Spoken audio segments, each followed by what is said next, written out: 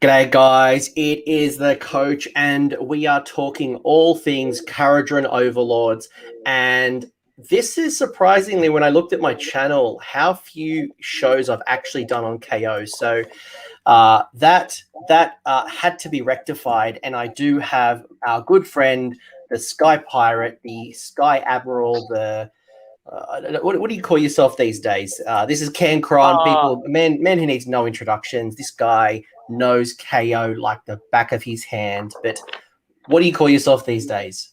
I think they call me Thunder from Down Under now on Aethercast at the moment. The Thunder Down Under. So CanKrohn is somebody who has played Kharadron Overlords since day one, and unlike most people who shelved them when they were in their crappy stage, you persisted. You did really well. You took them almost to the grand final of CanKrohn, which was at the time 220 players. So considering this was at Kharadron Overlords' worst, big shout out to you, someone who knows this army. Well, it's the army I started the game with. It's the army that got me started in AOS, and it's the army that I want to keep doing. Basically, I've gotten distracted with side projects, but KO are my main focus always. Why? Why this army? Because for me, I don't understand the appeal of KO. I look at this and I go, look, I'm not really a steampunk kind of guy. I'm not into that type of thing.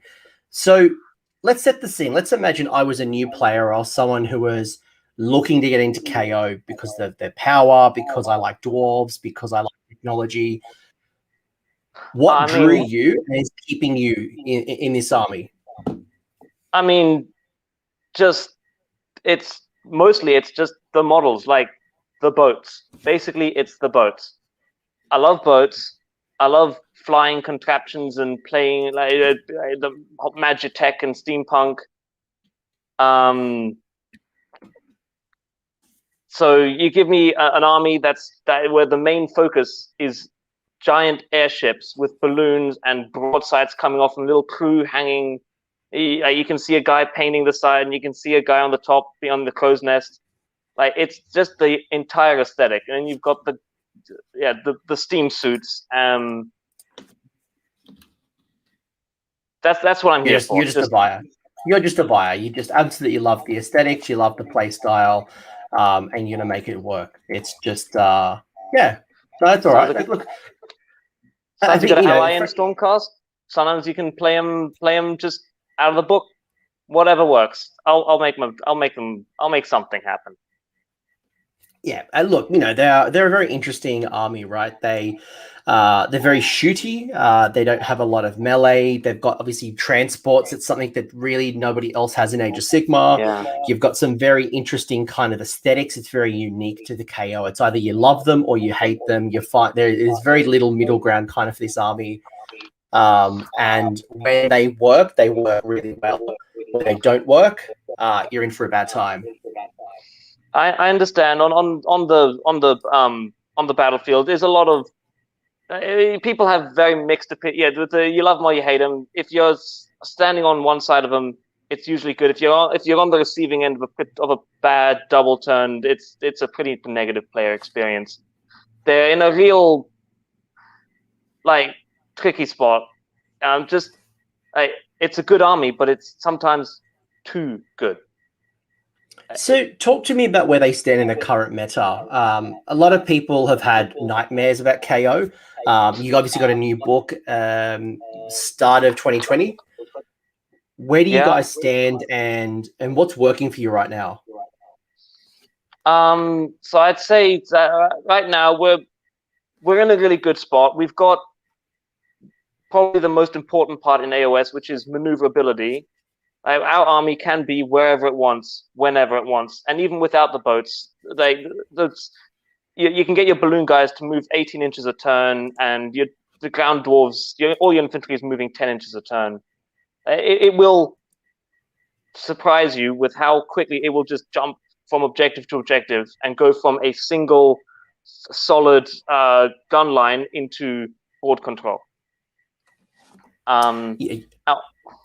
You've really got the movement. Like when it comes to movement in the army, like you guys are just straight up like dominant, right? You know, I remember playing a game a couple of months ago at a tournament. Unfortunately, I got matched up with Scorched Earth, and my poor old Gargants have literally no bodies, and you just like go zip, fly high, sit on the objective, burn it. Got a couple of people jumping on the boat, and for me, I'm just like, what? How do I handle this, right? You know, especially for a Mega Gargant army that has no screens. Yeah, it's the screens. I think is the huge. It's the rock paper scissors element. If you're playing against an army without screens, your rock will beat their scissors. When an army has screens, you can really control the battlefield more, control where the KO go. It gives you a better. It makes the game more even. But when you get that unfortunate matchup, yeah, and they obviously they have the damage output to do to like compare with like Daughters of Cain or Seraphon. Like they can nuke armies off the board if they're built. Where is the power coming from? And by the way, guys, we are going to talk about the rules very soon. We're going to go through how the rules are feeding into Alex's list building. And we recently went to a tournament where would you go? Did you go 4-1 or did you go 3-2 at Vic GT? 4-1. Lost my last one against that the Broken Realms Daughters list that was still floating around at that point. Yeah, the pre they were on the old book because of the delay FAQ. So you know you've done quite well for over a long period of time. Where is the strength of the book coming from right now? So there's a lot of it. You can build it in a lot of different ways, but for me personally, I think the strength comes from the maneuverability that you get out of ironclads and gun haulers, and then the firepower that you can get from thunderers. That's the hard power, but the way you win games, I think, with this book is with Arcanauts and the Sky Riggers, the balloon boys, to actually take the objectives once you've done the damage. Yeah, it's, you know, KO has gone through different waves where, you know, the Ironclad's been really strong. There's been a time where it was all about having 30 balloon boys on the table or just filling up the board with engine riggers. There's been Thunderers. Like, you know, you've kind of had different waves of what's working. And whenever I see KO right now, it's all about the boats. It's all about the boats. It used to be more of a... I remember KO used to be more of, if you're looking at maybe 40k comparison, it used to be a Tau army, a gun line of Arcanauts and Thunderers with a little bit of battle, a little bit of teleporting in the back and kind of distracting the opponent. But it was mostly a standing block that just shot and shot and shot. Now it's more like Dark Eldar, who will teleport around, find the weak spots of your army, and take those out, kind of more like a scalpel. It's still shoot. It's still shooting. Like you couldn't punch yourself out. You couldn't punch yourself out of a wet paper bag, KO. Well, I don't know if they even. I don't even know if they have a melee profile, dude. Interesting you say that, because second list we're looking at today is gonna rock your socks off. Oh, I can't wait. We are going to talk two lists. We're going to talk the one that went 4-1 at Vic GT. We'll talk about some of the things you've been learning. Obviously, we can talk about the meta. We can talk about how you're currently responding. You know, we've got, I think for me right now, KO is in a really good spot to handle the most competitive armies right now. You know, you've got Seraphon with Lord Krohn friend sitting at the behind the scenes. You've got Techless. You've got Nagash. You've got... how do you go with Archeon, actually? Like a lot of these supercasters who are sitting in a castle, you've got the long range, you've got the mortal wounds, you've got the shooting consistencies that take them down. How do you guys go with Archeon? Actually, I didn't even think about that. Archeon, you got to kind of... You need a double turn to deal with him. Double turn will kill Archeon. But if you don't get it, you need to kind of bait him into attacking the unit that you can like put a bunch of debuffs on him, and even Archeon's not going to do well with a -2 to hit. You'll usually survive one turn. KO will survive one turn. No matter what, one turn. Using their rerollable saves and their negatives to hit, and you can pile on a bunch of buffs and live one. Yeah. Look, yeah, it's very much like I know with my Mega Gargants when I've played them, it's just rushing you as quick as possible, trying to take you down as quick as possible. I know I can punch the crap out of you and you won't like it, but on the flip side, you have that shooting output that if you get that double turn, it's lights out. Yeah, it's so I think I like to build the list as a kind of if I get the double turn, I win. If I don't get a double turn, we can play a game. It's not great, and I know it's not great. I know it makes for bad experiences. And KO's not MPE. It's not a negative player experience. What are you totally talking fun. about? Yeah. And one of the SA players, Gabe, with Slave to Darkness. I'm sure he can tell you all about how much fun KO can be. So no, they are genuinely you can still make a completely fun army out of them. I'm just a dickhead. So let me play devil's advocate here, and because there's going to be a lot of people listening to this trying to think about how they handle KO, right? You're a part of the Aether-Khemist cast, so you're on like a regular podcast about Kharadron Overlords, and KO is one of those armies that really frustrate your opponent. So there's going to be people who are listening to this show who are either thinking about how do I beat KO, or there's somebody who is playing in a competition, and maybe they go to their local store, and potentially some people aren't enjoying their games against KO. So I might play a little bit of devil's advocate here as well to understand, like, how do you beat KO?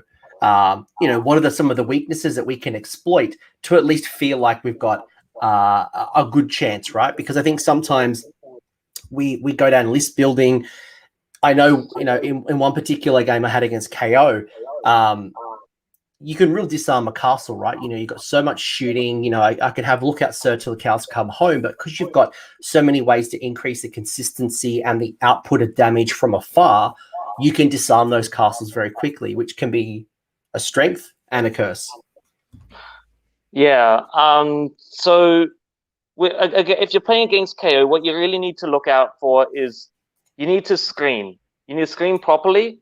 You need to have little chaff units of 10 models, or a squad like Ether Wing models, who can be fast and who you can in your deployment zone set up in front of your army, and make sure that the KO aren't going to jump behind you and hit you from the rear, or can't get to your casters. The big thing about KO, most of their shooting, most of their damage will be at 12 inches.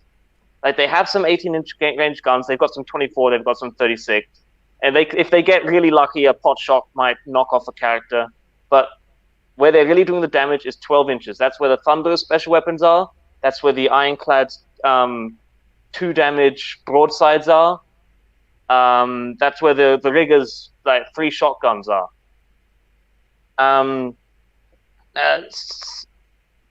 That you combine that with the most used sub faction of KO is Zilfin. That lets you move after the hero phase. We can go into this a bit more, but KO will be 3 inches in front of your front screen, and will then try to shoot 12 inches over that screen. So a lot of people will maybe not recognize how far this range, like, you can get that range to go, and keep their characters. They'll go 9 inches from their front screen and deploy 12 inches or 13 inches behind that, and then the KO will jump forward and hit. What you need is your units need to be 9 inches, just over 9 inches from the front of your screen. If you do that, KO will put in a couple of pot shots, but your big damaging units will be alive, and then you can counterattack and hit and really do a lot of damage. Once you get to Ren 2, there's not much. Even rerollable save Thunder is just going to pop.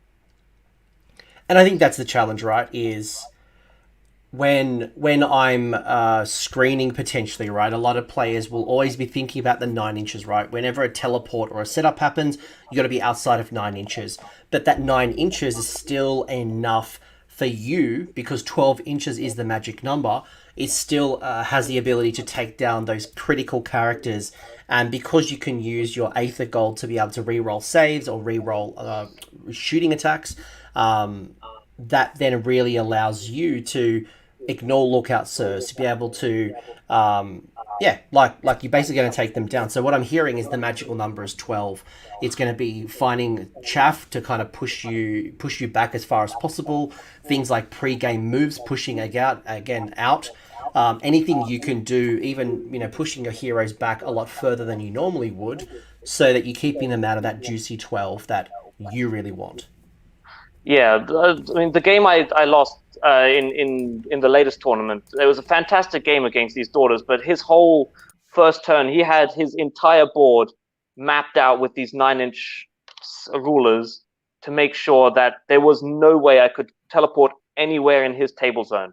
And in his first turn, he pushed out, he used Lordship not to push up Morothy, but to push up more Sisters of Slaughter, just to I could not teleport anywhere beyond the halfway point on that table, and I had to basically waste an entire turn just shooting all of this firepower into nothing but Sisters of Slaughter and pop 3 wounds on Morothy. Ideneth are in a really good position to do this with their eels, their 2-up eels. You get a proper screen of the defensive eels. I'm just going to spend all of first turn just bouncing off that, killing 1, maybe 2 squads. And then you can counterattack with your hammer. I think once you've been burnt by KO once, you then start to learn the lesson. But I think hearing, again, as I mentioned, I'll play devil's advocate here to understand that KO doesn't like taking a punch. It's about screening and it's knowing those numbers. Yeah, it's really important to know the thing that gets everyone is that the KO will teleport 9 inches away, and then they will move, and they can move 3 inches away from your front screen. That's where a lot of all this Alpha Strike comes from. That ability to just deep strike and move. It's a really point sufficient ability, as the Bendigo guys would say it. Well, let's talk about the rules. Let's talk about my allegiance abilities being a KO player, and I'm going to get a lot of things available to me. So I guess from your side of the fence, the first thing I'm going to get is the Skyports, right, which is the sub-allegiance. I can choose to take a sub-allegiance, or I can create my own, and that allows me to create the code, right? I can choose an amendment, I can choose, an ICL and things like that. What do you think about the various barracks? Are they all playable right now? Are there some that are just better than others? Like, what's your observations of the barrack versus even creating my own? So we've talked a lot about this on Aethercast, actually, going over all the individual barracks. But as an overview, I think the most competitive right now is Zilfin, because that's the one that gives you that teleport move. That's the one that lets you do the maximum Alpha Strike, get a spell in a bottle out there, get all this damage happening wherever you need it. Barak, Urbaz, I think Urbaz is good. It's interesting. It's more defensive. It's kind of the opposite of Zilfin. It'll that's the one who wants to sit back and take some hits. And it's most of them are kind of in that they're good. They're just unfortunately not as good as Zilfin. So Zon has got some really good builds. Urbaz, Mornar is good. Barak Nar and Barak Thring are kind of alright. There's not much you can do with Nar.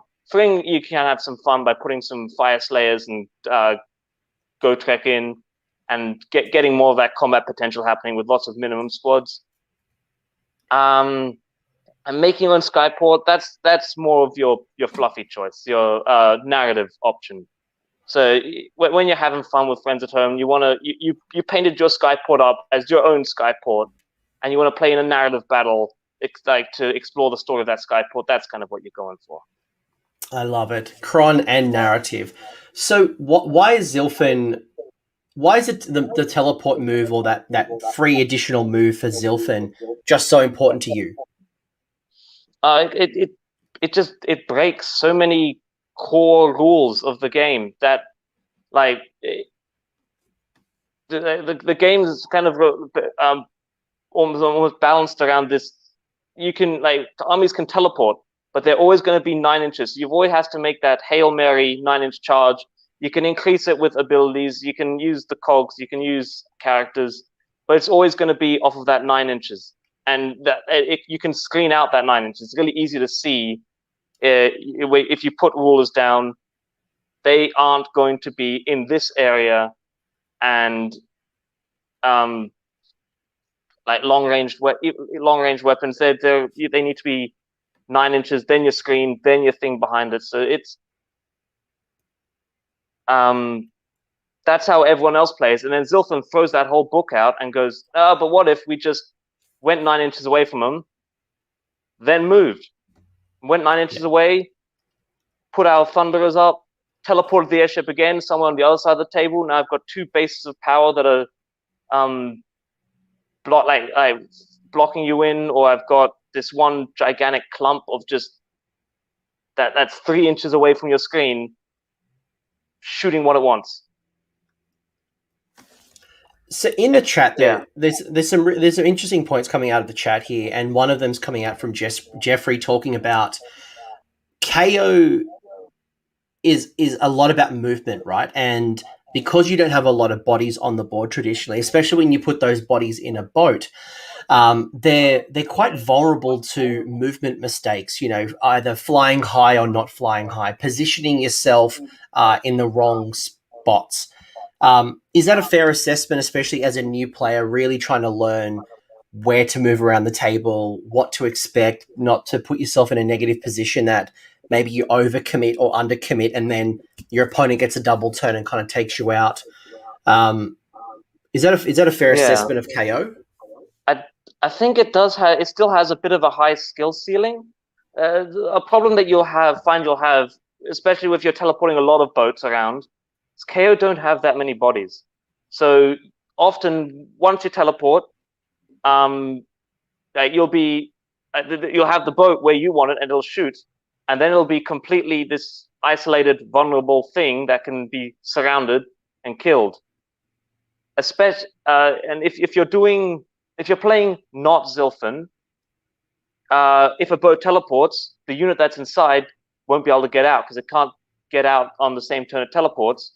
And if you catch a Kharadron Overlord boat with a unit in it, you surround that boat, you kill the boat, unit can't get out, whole unit disappears.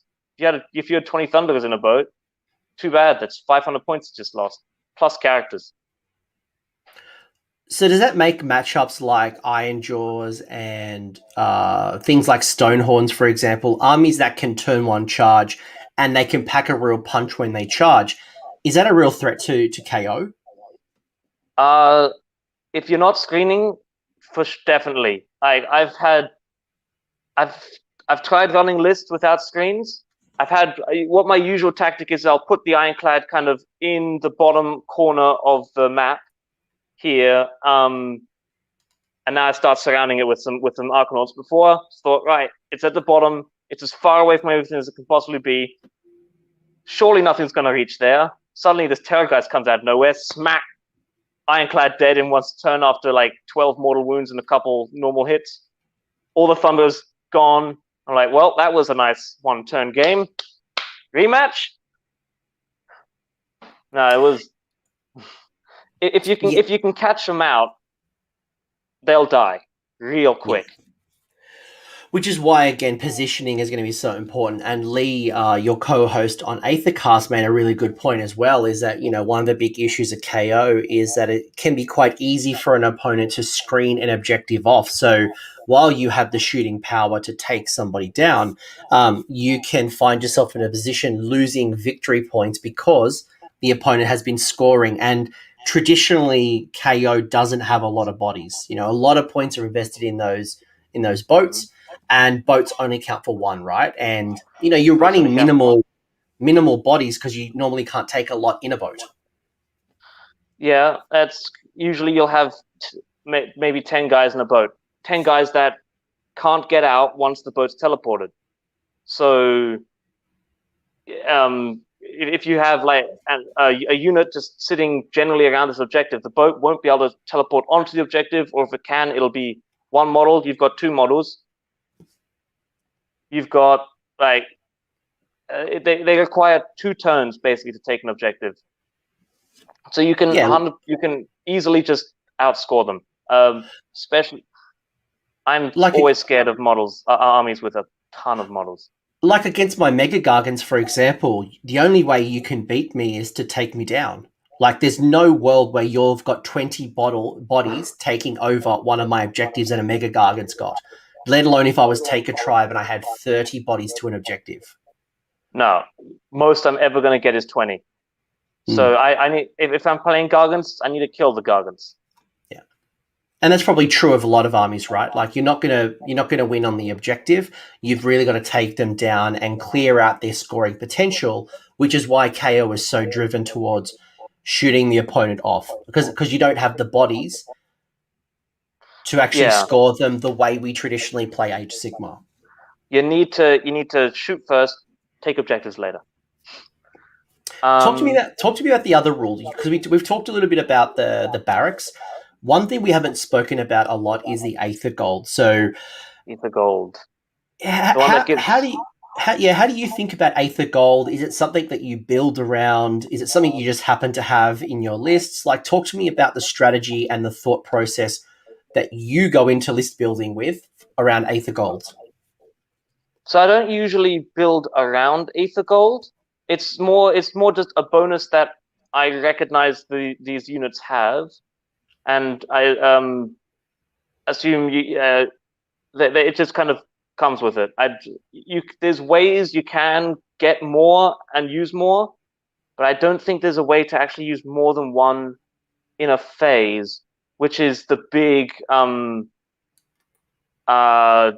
the big bottleneck basically of Aether Gold. Like, you can build a list to have a boat with 3 shares on it, but it's only ever going to use one a phase, and if that boat's using it, the other unit of Thunderers isn't, or the unit of Arcanauts. So is that what's stopping you from building around it? Because I imagine, much like other resources in the game, you want to maximize your resources, right? But you're saying that because you can only use one per phase, it's usually not worth having more than 1 or 2 in your 1 or 2 that you really know you're going to use in your army. Yeah. So it's almost like it's something that you build. You don't try to optimize, but you definitely want to take advantage of it. But don't fall into the trap trying to look at your list going, how do I get the most Aether Gold? Yeah, I'd say so. The real trap, I think, from Aether Gold comes when you're deciding what to use it on in a game. So Aether Gold is a triumph, which, as of GHB 2020, is real hits, real wounds, real saves. Yeah. I found that the best use for them is really just that re-rolling saves. It can be really tempting to look at all your Thunderers and go, yeah, but they could do a little bit more damage. So I'm going to get them to use a command point reroll once to hit and use my Aether Gold reroll all to wound and blow them off the table. But then their second unit comes in, hits your Thunderers, and suddenly you've got no defense. You've just got a 4-up save and come. I really, unless you absolutely know that you're going to either clear all the threats in that area by using that Aether Gold, or if there's just so many negatives to hit stacked up against you that you have to use the Aether Gold to do even a little bit of damage, you need to keep it for your saves. Saves are the most important thing to use Aether Gold on. Is that boat saves? Is that troop saves? Like, where are you spending most of your Aether Gold? Or what are the common areas you want to spend on? For the Ironclad, always on saves. Because a 3-up save is nice, but it's going even that, if something, they're going to see the boat as a bit this big threat, this big tough thing, so they're going to send their biggest thing at your boat, and unless you have reroll saves, it's just not going to live. You're likely to get Ren 1. You're probably going to get Ren 2 or even Ren 3 attacks into it, so I can see why you just want to keep that boat alive as long as possible, right? Yeah, some of my favorite uses are actually just using it for reroll saves on Arkanauts. Like, because if you don't need it on the front line, sometimes like they'll a unit of Marauders or Eels, like a unit of 3, they'll go Arkanauts chaff unit. Just send you're not going to send a big hammer unit against them. You're going to send a small, like your own little chaff thing to deal with it. Snatch the objectives. But Arkanauts with a rerollable 4-up save, pretty tough. Okay, and no, it's good. It's good to know. And then obviously you've got things like if you don't want to take a skyport, you're going to be able to build your own, right? But you can. You've talked a lot about Zilfin, and I want to know what part of the Zilfin abilities, because you're obviously going to get yourself the code, right? You get your article, you get your amendment, you get your footnote, you're going to get yourself an ability, an artifact, and a command trait. What is it that you're drawing from Zilfin? Is it all good? Is it things that you're looking at going, right, I'm going to build around this particular piece? Because obviously everything you talk about is going to feed into the list that we're going to go through in a second, the one that you took to Vic GT. Yeah. I think all of the most important thing in Zilfin is just the footnote that lets you make a normal move once per game in your hero phase. And the FAQ has clarified that this normal move, where you can run, retreat, or disengage, can also be used to fly high. So that's the whole thing. If that wasn't there, I'd go barak-urbaz or barak-zon in a heartbeat. But because you can basically teleport your whole, essentially the way I've built it, your whole army in your opponent's face, turn 1, and then move, just makes it far and above the best skyport in the book. That's the footnote that says once per battle in your hero phase, 1 friendly barak-zilfin unit can make a normal move, so it can run, retreat, and disengage. Is that what you're saying? Yeah, it's there's always a breeze if you look for it. Yes, that one. Everything else is nice to have. It comes up occasionally. Art note. Then again, I'd also say the amendment. The amendment is really nice. So in your movement phase, you could declare a barak-zilfin unit will run. Do not make the run roll. Just add 6 inches to the run. Can you run and shoot? I can't run and shoot. So this is mostly used in the end game when once I've taken my opponent and I need to get objectives quickly because they've probably been sitting on all these objectives for 2 or 3 turns. Suddenly, all my balloons, without spending command points, every time I do this, it's a free command point, essentially. All my balloons are moving 18. All my Arkanauts are moving 10 inches.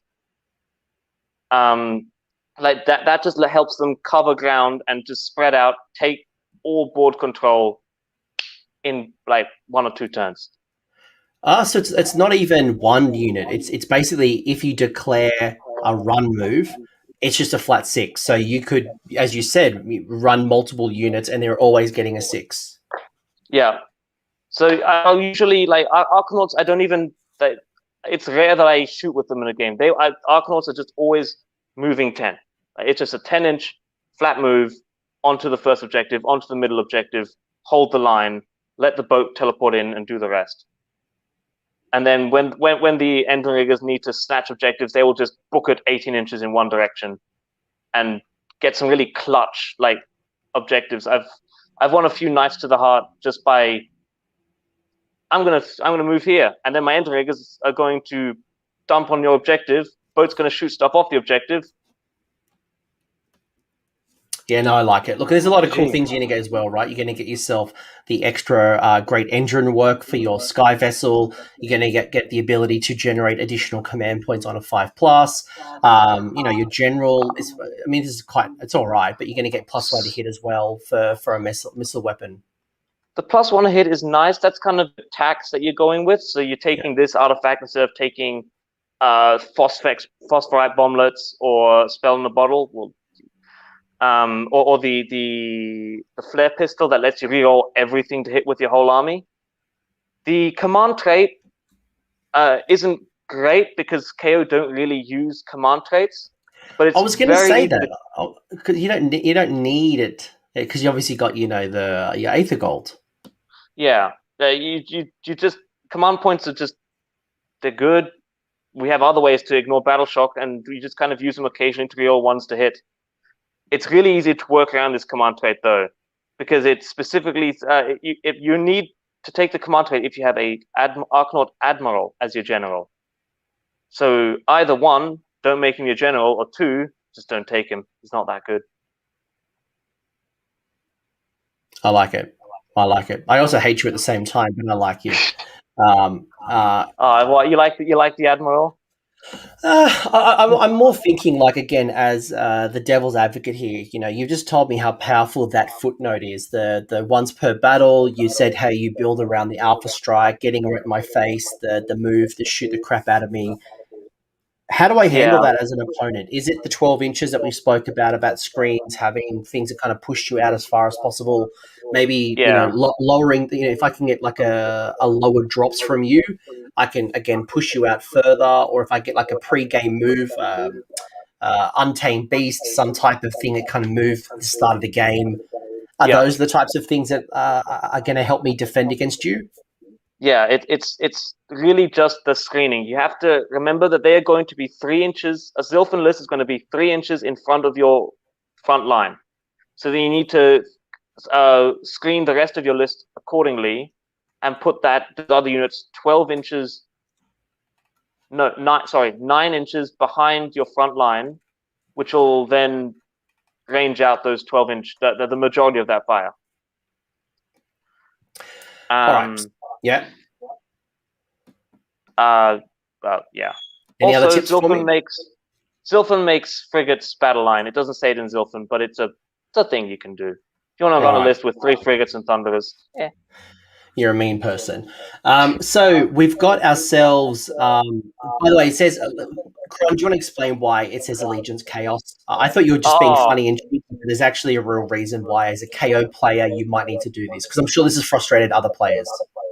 Yeah. So the way War Scroll Builder works, unfortunately, they haven't thought or maybe it was a bit too much work to put in every single endless spell in the game in the Kharadron Overlords. Pick an endless spell for your list in War Scroll Builder. So you kind of have to switch over to Chaos. To Allegiance Chaos to select to go to Skaven to select the Kharadron Overlords Warp Lightning Vortex that we have.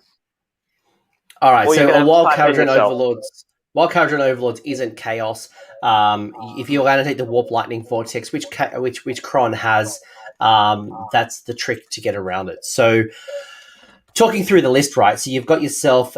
We've talked about your barak-zilfin. You've got yourself the Aether-Khemist, which is the command trait of the collector with the artifact spell in the bottle. That's allowing you to take an endless spell outside of your allegiance, which is amazing. You got yourself the Aether-Khemist, which has got the emergency vent plate. You've also got the Endrin Master with dirigible suit with the staff of inocular optimization. You've then got yourself 10 Archnaut Company, 10 Archnaut Company, 10 Archnaut Company, 20 Grunstock Gun Thunderers, 3 Endrin Riggers, 3 Endrin Riggers. And a lot of people are going to ask you, why'd you go Endrin Riggers instead of Sky Wardens? And a lot of people are asking why the particular loadout. I know the loadout can be quite challenging or confusing to some people. So I definitely want to hear why you've chosen what you've chosen. You've also got yourself an Archnaut Ironclad. You've got yourself the Iron Sky Command, and following the Warp Lightning Vortex Endless spell. So that's the Chaos Endless spell. So talk to me through your rationale. Talk to me how this list works, and why did you choose what you chose? So I've run this list, I think, in 3 GTs now: S8 GT, Cinderfall GT, and Vic GT. It's gone through a few iterations, but I'm pretty familiar with just this list. The heroes are a bit fluid. I'll change. So that second chemist, I'll change him out. Sometimes for a navigator, sometimes keep him as a chemist, depending on what I'm thinking is going on right now. So for Vic GT, because I knew there were daughters, this daughters snake shooting list was coming, I went with the Aether-Khemist with the emergency vent plates, and that's a once per game bubble that you can activate in a shooting phase to make your units -1 to be hit in shooting. So I kind of came in expecting the shooting meta, and bought this anti-shooting guy. When the meta leans more towards Lumineth again and Zench, I'll take the navigator and give him this artifact that gives you an extra dispel, a automatic dispel once per game. So that slot kind of changes. The first Aether-Khemist stays. He needs to have spell in a bottle, and he needs to be the general because he needs to have my collector command trait. So a lot of people take the Endron Master with the Ritual Suit, and he'll make Endronrigger's battle line, and that lets you lower the drops on this list. You can get 2 or 3 drops out of this. But I really like having more artifacts because a lot of the artifacts in this book are so powerful. Why do you need more artifacts? Just sometimes you have this ability that just does up to 1 to 19 mortal wounds to anything. Doesn't need line of sight. Doesn't need anything like that. Just do 90 mortal wounds. Get off the table. I like how you casually say 1 to 19. Look, sometimes you roll a 1 on your first dice. Sometimes those Phosphex bombers just keep going. The Phosphex bomb. I'm trying to look for the rule. I remember reading it. I remember was it you just keep rolling a dice, right? And is it on a particular dice roll you do? Is it 4+? So no, it's a 2+. You pick once per game. You pick 1 enemy unit within 6 inches. It's not a shooting attack, so it can be run. You can use it through abilities that block line of sight. Pick 1 enemy unit within 6 inches. Roll dice. 2+, they take a mortal wound. Then roll another dice and another one till you roll a 1. I found it on page 65. I'm looking at it now, and I'm like, oh, that's right. It's a 2+, and it doesn't change. It's not like the old Arcane spell where the dice roll changed as you kind of went along. Nope, you just keep rolling at 2+. So 2+. If you got hot dice, you're gonna nuke it. You're gonna nuke an Archaon. It's fantastic. I love it. And is that the only artifact you really want to have in your kit? Or, I mean, obviously Spell in the Bottle's just great. The Darkfire Demon Wraith, the Bullfire Taurus, the Warp Lightning Vortex. There's so many great endless spells. Everblaze Comet, although it's a bit pricey. There's a lot of great spells. I can see why you'd want to take Spell in the Bottle. And you can take any endless spell. I think that's the funny thing, right? You can take any endless spell. Any endless spell. You can take the Stormcast little maneuvering disc that you can put your chemist and get him to fly around the field with +1 armor save if you wanted to. Cast those Lumineth stone things, or the big the grot endless spell that makes you a wizard, I think. The cauldron. Yeah. Doesn't that attach to your caster and then make them a wizard and give them all the grot spells? I don't know if it makes him a wizard, but it definitely gives him access to the lore of the Gits. But I think, to what you just said is, as the endless spells keep getting expanded upon in Age of Sigmar, it doesn't help you with any of the prayers, right? So you can't take the Fire Slayer's prayers, you can't take Hex Gorgeous Skulls from Khorne. It's only endless spells. So there's probably at least 5, really good ones that you can probably choose from. I like Bullfire Taurus, making an opponent fight last. Sure. As you said, the Warp Lightning Vortex really pinning someone down. The Darkfire Demon Wraith, especially if you are fighting a lot of magic armies, the sheer amount of mortal wounds that can do. If we're getting more Lumineth, I might have to bring that Demon Rift out again. Just blow up some elves. I love it because it makes every release gives Kharadron Overlords something new. Like we're testing out the Daughters of Cain, the big snake that eats people on a 5 or plus at the moment. And it's 40 points. That snake is 40 points. Oh my gosh. I didn't even think about that. Oh, I just had people at my tournament recently, just literally last weekend, and they are loving that snake. It's 40 points. Oh my gosh. And it'll come in, eat that 5-wound character, or some of those stalkers, the OBR stalkers. It's still in development, but it just auto-slays a model. Holy shite. All right, let's not get into it. But I think, long story short, you get access, the spell in the bottle gives you access to all these endless spells. So the possibilities to get creative, to do some very interesting things to your lists. Again, look outside of your Grand Alliance. If Death brings some cool things with the Soul Blight, hey, there's more endless spells. I think some of the other artifacts that you really want to look at are these navigator ones. The Fredrickson Illuminator Flare Pistol. He picks one enemy unit, shoots it. If he hits, your whole army gets to reroll everything to hit against that one unit for a turn. You basically pick a unit and go, right, he dies. Archaon, Nagash, gone. Which one was that, sorry? It's in the Aethermatic Instruments for the Navigator. The Fredrickson Illuminator Flare. Yeah, the number 2 one. Yeah. Yeah. And then you've got that Voidstone Orb that works like a Knight Incantor's automatic Dispel Scroll. I was going to say, if you're playing a lot of players who have the Soul Screen Bridge, for example, Cities of Sigmar, prime example, throwing those Iron Drakes up on the table, or you've got a really strong, Techless, for example, just auto casting or whatever it might be, having that Voidstone Orb can be quite powerful to keep those spellcasters at bay. That's usually my pick if I don't take those emergency vent plates. Okay. I mean, I can now see why you'd want to have many artifacts in your list, because you do have some great access across the board. And one of them is unfortunately being taken up by that Staff of Ocular Optimization that Zilfin forces you to take. So talk to me about the Archanaut company. You mentioned that, if you made, was it your dirigible suit, the general, that would make your Balloon Boys battle line. So why would you go with the 10 Archanaut companies? What and even the 20 Thunderers, why not go more Balloon Boys? I mean, I think the Archanaut company is the secret sauce that makes this whole list work, really. The Ironclad and the Thunderers are going to teleport up, smash your opponent.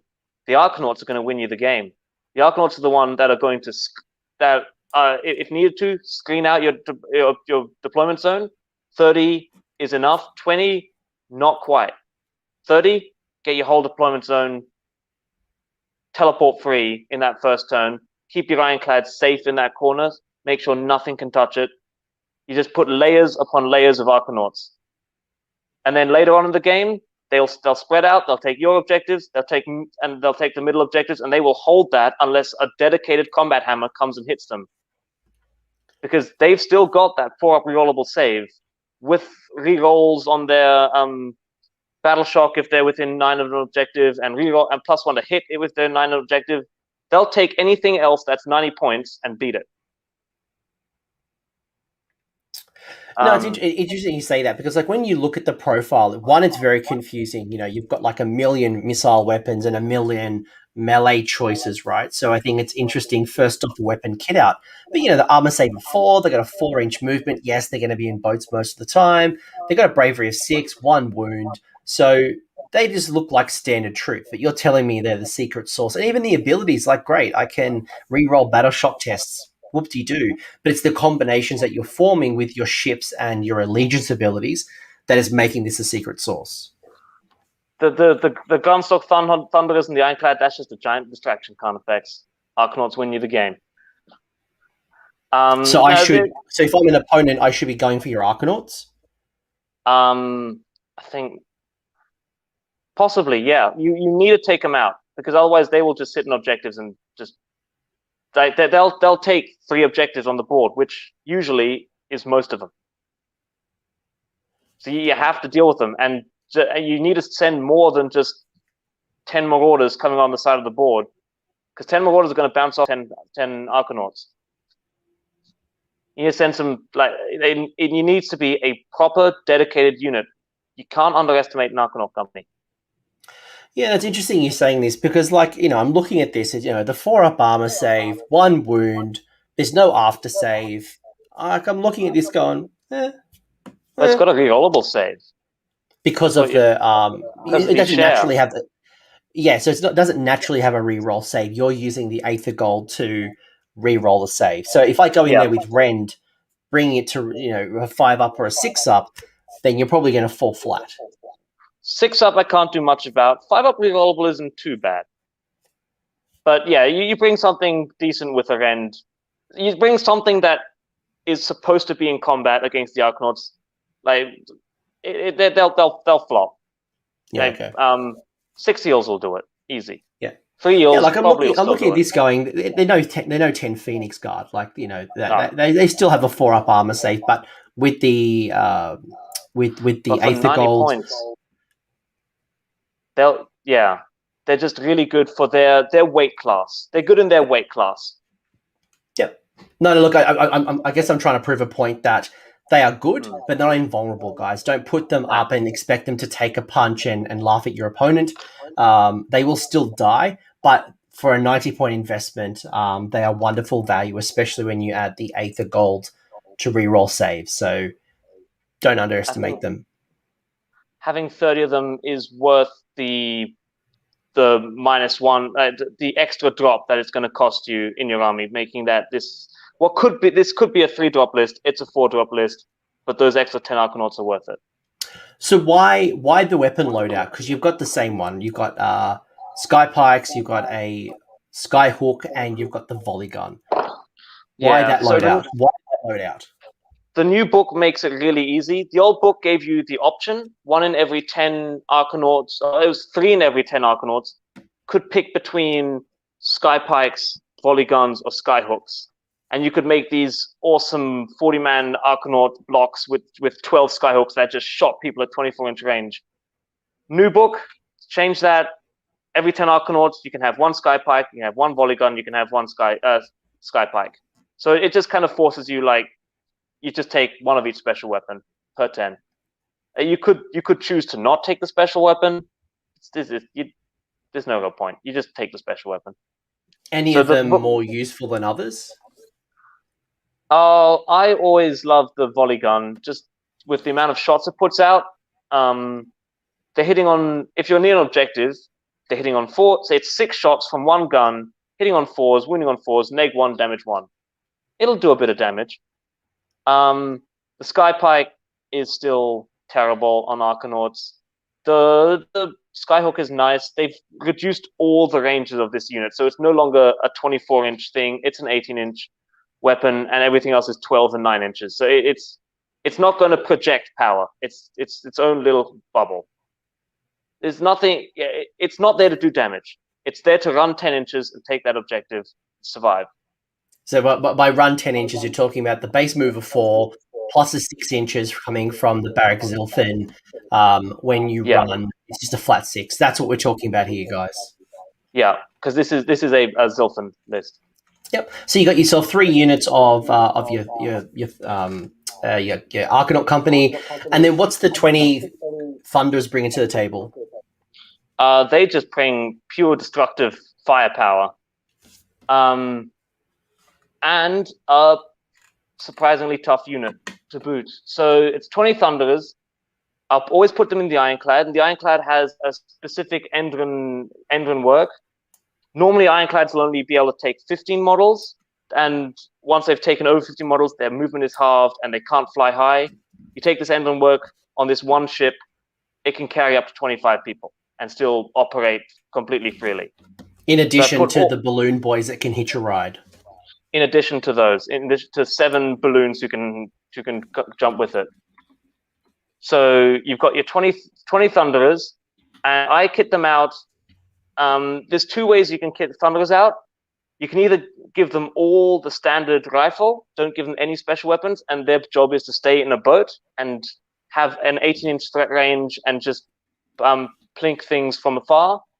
Or you give them maximum special weapons, reduces their effective range to 12 inches. But if they're outside of a boat, they do a lot more firepower. So their special weapons on Thunderers are really weird. They usually all hit on 4s, where the rifles will hit on 3s. But if you have one of each of the mortar, the cannon, and the deck sweeper, and you're outside of a boat, all the special weapons get +1 to hit.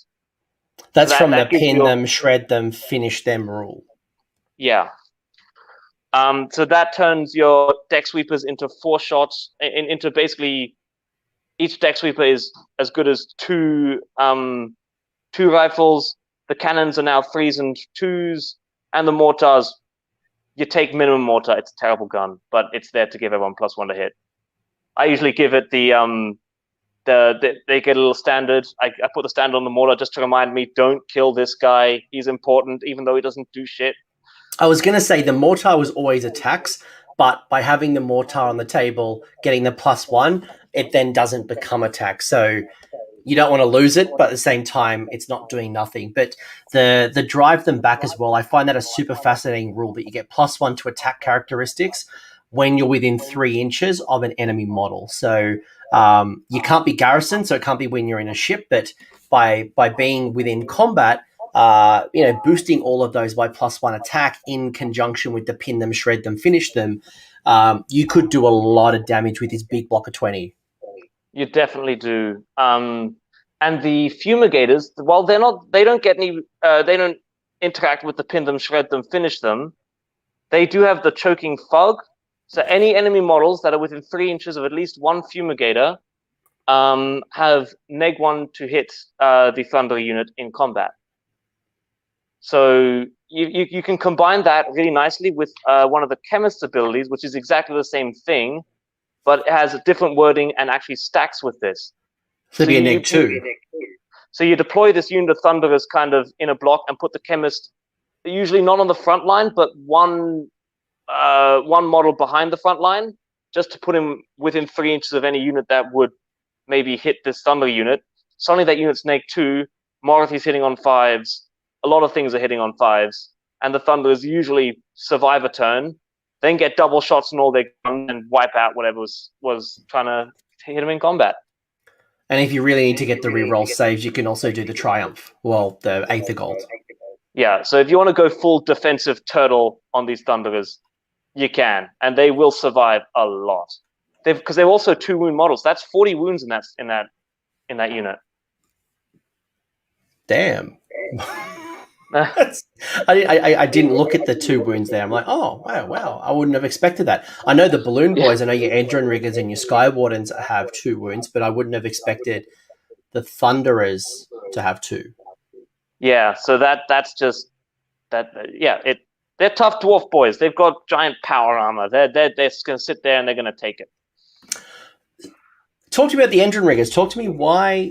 Because there's always a debate that I see, and it's always like, do I take Endron Riggers? Do I take Sky Wardens? Why have you gone Endron Riggers over the Sky Wardens? And is there a situation where the Sky Wardens are a better decision than the Endron Riggers? I mean, so currently, Sky Wardens and Endron Riggers are the same points, and I wouldn't take Sky Wardens over Endron Riggers in any list that isn't a barak-zon list, which specifically buffs Sky Wardens. Endron Riggers are the main. Both units can take the same upgrades with their special weapons. The only difference is their base gun and their base combat ability. And Endron Riggers get it.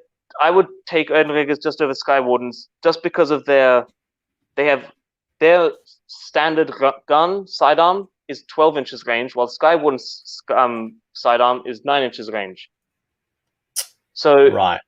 In a normal KO list that isn't Zilfin, when you deploy, you have to deploy 9 inches away from the enemy. So the Sky Wardens can't shoot, but the Endriggers can. Then you look at their combat profile. Without any upgrades, the Endriggers have 1 attack, 3s, 2s, rend 2, damage D3. That's actually going to hit and wound. While the Sky Wardens have 2 attacks, hitting on 4s, wounding on 3s, rend 1, damage D3. The amount of times that you just fail with the Sky Pikes. You can get a decent amount of attacks, but without the specific Zon buffs that Sky Wardens get, Endriggers are more reliable. Yeah, when I in my Tempest Eye list, I have 1 or 2 gun haulers, and I have taken a unit of 6 Endrin riggers for that exact reason. Like when I looked at the attack profile, all of the shooting is either 24 or 12, so it meant if I got out of the boat, I could still shoot. But you're right, like with the Sky Wardens, it made it hard to attach them to a gun hauler and then kind of drop down on the table and then shoot my opponent. Yeah. So that they just have that ability, that just to have that little bit extra range and that little bit of reliability in their attacks that just puts them over the Sky Wardens. If Sky Wardens went down or Riggers went up, then we can have this conversation again. But until then, Riggers are just a full upgrade to Wardens. And yeah, they can have the same special weapons. So these guys, I've equipped not to be a combat unit, not to use their combat attacks at all, but to have 24 and 36-inch range and be more support elements that can sit in objectives, take objectives with their 12-inch movement, and then plink away at the enemy from such a range that they can't be counterattacked immediately. I think when I reflect on my time using my Endrin riggers, I built around, because I'd have a unit of 6, and I would have 2 of those Aethermatic saws, because it's tempting, right? Hitting on 3s, wounding on 2s, Ren -2 for D3 damage. So I was thinking, shoot, charge, get in there and finish them off with some Ren 2 attacks. But I was always underwhelmed with the combat prowess, and I was always thinking, should I then go out and add an engine rigger with dirigible suit to again jump on the gun hauler and follow along? And I feel it was a bit of too much of an investment, but I can see where you'd want to just drop out of the boat, stay outside of range, and just shoot from the side. You can definitely, it's definitely an option to build them for combat. But I think if you want to try and put combat in a Kharadron Overlord list, you really have to build specifically to do that combat, and less, and not just have, I'll just put this combat unit in my shooting army because it's nice to have. Yeah, I think you make a really good point that just because I can get an Aethermatic sword doesn't mean I should, and I'm probably better off doubling down on what I specialize in, and that is just my generic missile weapons. Yeah. Now I guess we've got the Ironclad. But before we move to the Ironclad, let me just ask you, why 2 units of 3 Endrin riggers? Why not 1 unit of 6? Well, so first you want 6 Endrin riggers because I've got 1 boat, and that boat can carry up to 7 balloons. So I've got my 6 Endrin riggers, and I've got my hero. Any more, and they're going to get left behind when that boat teleports over, or I'd have to purchase a second boat to carry that lot of Endrin riggers across.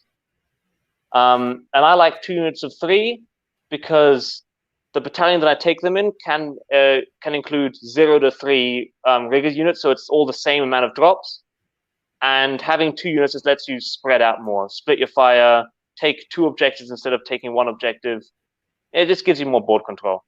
Yeah, no, because I could see the other side of the argument, which would be 1 unit of 6, and then if you applied like the Aether Gold, for example, you're really getting more bang for your buck from that 1 spend. But from what I'm hearing, the board control, the ability to move an extra 6 inches on the run, the extra shooting from range, they're better off kind of being around the table as opposed to some concentrated fire, because that's what the Thunder is. That's what the Ironclad's already doing. Yeah. Oh, it's actually interesting about the Aether Gold. So they won't have any Aether Gold. Of course, they're under 10. They're under 10, so they wouldn't get it.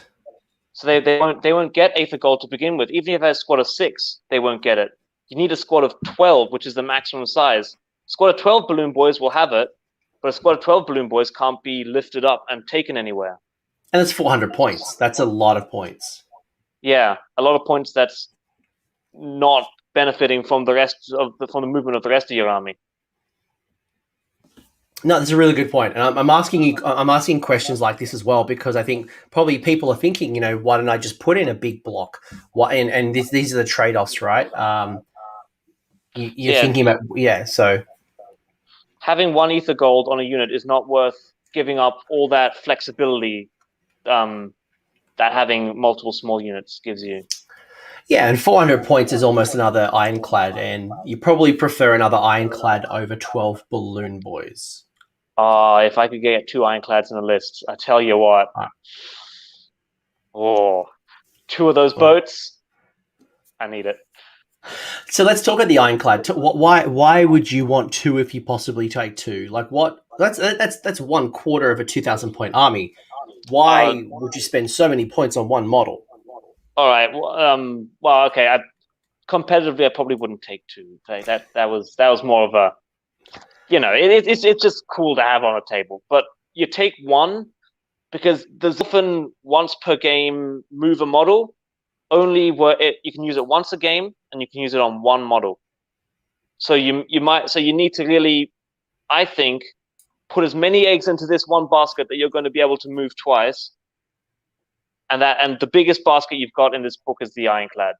And that's because the flying transportation allows you to have 25 friendly Marines in it, in addition to the balloon, the engine riggers or the wardens. So you can carry 32 models around with this thing, which is your 20 Thunderers, any characters you can think of, and 7 balloon boys. Also, it's got a really nice battalion. It's got 2 really nice battalions, actually. But I've taken this Iron Sky Command in this case. But no, it's a big boat. It puts out a ton of firepower with. I would always give it the Great Cannon. That gives you that 36-inch range or the ability to have this multi-shot attack, which combines really nicely with your broadsides to give you 14 hits on 3s, wounds on 3s, rend 1, damage 2. That damage 2 does work. Like with the amount of, if you have 14 damage 2 attacks, it wipes out stuff. I was just thinking as well, the engine riggers and sky wardens heal the boats, right? So, because once you take 7 damage on the Ironclad, it starts to lose some of the fly high ability, right? Yeah, they can as well. So if the Ironclad takes 7 wounds or more, it can't fly high. That's a good thing to remember as an opponent. You deal. Yeah. If the Ironclad has 7 wounds at the start in its hero phase, it can't fly high. Important thing to note: the Ironclad will heal 1 wound every turn by itself. So you need to do 8 damage to this thing to stop it from doing what it does. And if it's taken 10 damage, so you need to deal 11 damage. If you deal 11 damage to it, it can't even retreat and shoot. So a big thing is you're surrounded in combat, and it can't move, and then it just hops out and it shoots you anyway, or shoots another unit. And then in addition, with the engine riggers, you've got the engine craft, where if they're within 1 inch of the sky vessel on a 4+ for each model, you heal a wound. So another reason why you'd want an engine riggers or sky wardens to be healing up this boat to keep it flying high and moving around the table. I mean, another reason for the sky wardens, they can't heal boats. Oh, so it's only the engine riggers that can heal. Only the riggers, and they cost the same points as sky wardens. It's a no-brainer then, right? Yeah. And the dirigible suit Endron Master actually heals it a flat 3 every turn. No roll, no nothing, just have 3 wounds. All right. So either way, like you're using these the engine riggers and the dirigible suit to keep the boat healed up, in addition to be able to increase the maximum capacity, because you've got your 25 that sit on the boat. You can then get some to hitch a ride Did you say the engine work also increases the amount of people you can put on the boat? Is that what you said? So all ironclads can have 25 models, but they have a rule: if you take more than 15 models in it, it can't fly high and its movement is halved. That engine work specifically overrides that rule and says not to take the full capacity. Do whatever you Right, want. so it's not that it increases the 25, it just actually increases the 15 and the rules interaction by making it too heavy. Yeah. Cool. Sorry, I'm gonna have to go switch off my camera for a second. Well, let's. My phone's about to go off on power. I need to get to a socket. All right, so the warp lightning vortex. Wrap up, Kron. I'll go through this the second set of rules, and then you finally got yourself the warp lightning vortex. So the warp lightning vortex is going to be able to be that endless spell that. It has changed, by the way, guys. So the FAQ has changed slightly. So it used to have a lot further threat range, but it does mortal wounds depending on how many models are trapped within. There's a little triangle. You set up the 3 models. It does some damage and it reduces the movement, or it halves movement. So it can be pretty tasty to pin your opponent down. And if you don't fly and you got a big base, you can actually pin a model altogether. So that to me was quite scary. But overall, Kron, this is a really cool list while you fix up your camera. Hope you charge up pretty quickly. Hope I don't see any weird things from you here, mate. But and again, Kron's been doing this for a while now with this particular list. So that's list 1. That's list 1 done, and I'm sure he'll have some additional things to add when he jumps back on with the charge. But the other list that we have here is the barak-zon, which was the second list, and Kron was talking a little bit earlier about this being a bit more melee focused than the shooting focus. And you're going to get a couple of things. So with the abilities, you're going to get +1 to wound rolls for attacks made by melee weapons by friendly Skyfarer units that have made your charge roll in the same turn. So again, really rewarding you for charging, and also getting +1 to the hit rolls for attacks made by melee weapons by friendly Sky Wardens. So we might find that Kron doesn't have those engine riggers, but rather has gone down the Sky Warden route.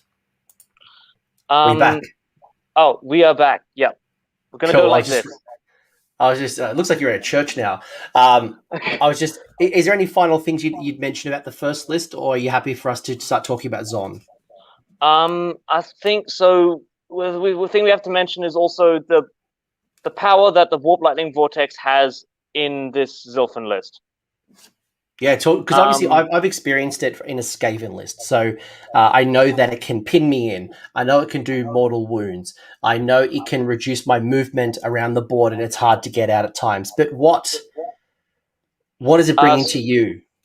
So the nasty thing you do with this is, so Zilfin's once per game free movement happens in the hero phase, and your chemist with the bottle is in the ship that's just teleported 9 inches away from your enemy. So he's then going to. So what's going to happen is the boat's going to teleport up 9 inches away. Then he's immediately going to throw that Warp Lightning Vortex onto your army, which has such a ridiculous range from when you cast it. It's 13 inches from the boat. Then the first thing gets placed. Then the furthest one gets placed 7 inches on top of that. Then there's a 6 inches range out of each of these things on top of that. So which gets you like a 27-ish threat range. Like, you cannot screen out this Warp Lightning Vortex. It's going to hit. It's going to deal 2d3 mortal wounds to a whole block of units, because it activates in the hero phase, and it activates at the end of the Kharadon Overlords movement phase. And if they get a double turn, it's going to activate again in their movement phase. So you're going to get hit 3 times before you get a chance to even just attempt to dispel it. And you don't have to cast it, right? With Spell in the Bottle, it's automatically cast. There's no unbind attempt. There is no spell casting. It's just automatically set up, right? No, so... Oh, you've got to cast it. No, I don't. Unlike Skaven, the teleport happens automatically, the Warp Lightning Vortex happens automatically, and your opponent can't attempt to dispel. Doesn't matter if you have a Knight Incantor. That's what I just said. I just said that. So as a Kharadron Overlords player, I don't have to cast the endless spell. It's a once per game it just automatically casts and my opponent cannot unbind it. Just appears. So if you're looking at, for example, a endless spell with a very high casting value, an 8 or a 9, you don't have to worry about that because it's just literally dropping on the table once per game. Once it's unbound, though, you can't put it back, right? Yeah, once it's gone, it's gone. Yes, you really need to think about making the most of what you do. Why would I have to roll dice in this game of dice? But like once someone unbinds it, right? Yeah. And I guess that's why you're thinking about how you can make the most of the effects. Like the Bullfire Taurus is awesome, but you'd only get like 1, maybe 2 rounds at best with it on the table before someone unbinds it.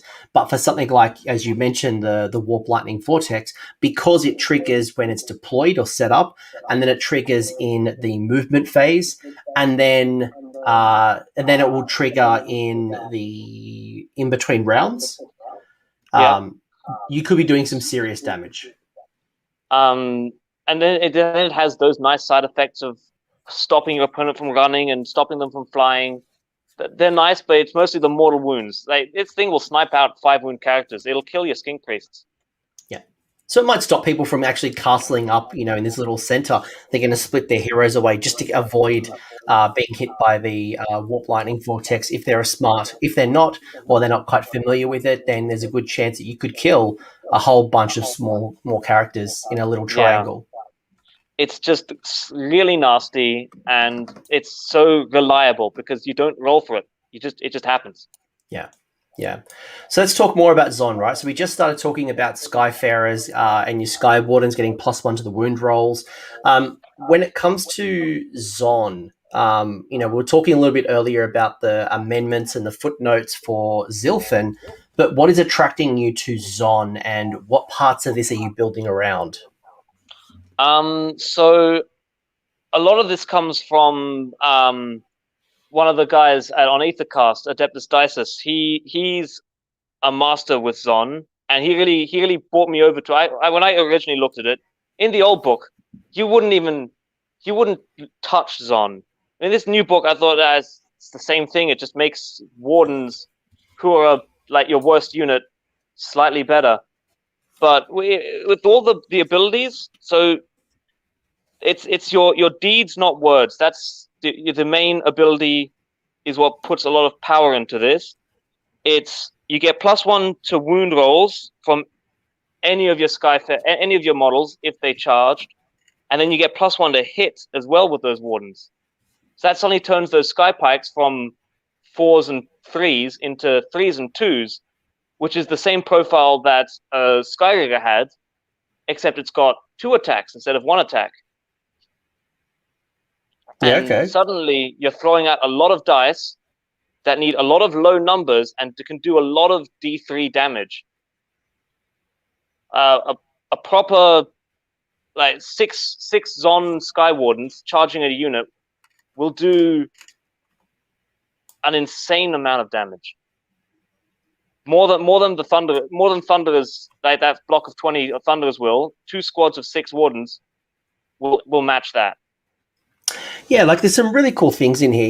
You've got the ones per game in the hero phase. 1 friendly Skyfarer unit as a part of the garrison can leave, and it's set up within 3 inches of the vessel and more than 9 from enemies, which I thought was potentially an interesting one, especially as you're thinking about the charge and trying to build that combat monster. You've got the reroll ones to hit for attacks by the Zon heroes that target a hero or a monster. And the artifact's not too bad, getting +2 attack characteristics for one of the melee weapons. No, so yeah, you can put that on the Dirigible Suit Endmaster, who has the same attack profile that those Sky Warden, that the Riggers have. That's hit on 3s, wound on 2s, rend 2 damage, D3. He's got 3 attacks base. You add 2 more to that. Like that's 5 attacks that have a good chance of going through, doing 5 D3 damage. Like, he'll mess something up with that. That's crazy. It's a little Scud missile that just hits like a 10 wound character, like one of those middle ground, and just takes it out. Yeah, and even like the command trait, the first time this general is slain, before removing it, roll the dice. On a 2+, they're not slain, and they heal up D3 wounds and any wounds that were previously allocated are ignored or negated. So yeah, it makes him a little combat monster.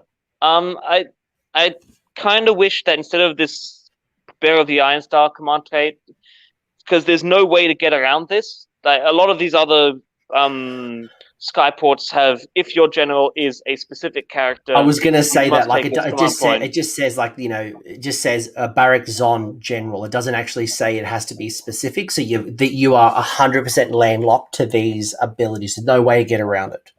No, you got to take this. Which is unfortunate, because if you could take Grudge Bearer, which doubles your damage against a specific hero, this guy could go murder Archaon if he wanted to, but. And then he comes back on a 2+ and then goes again. Yeah. He takes out Be'lakor after Archaon.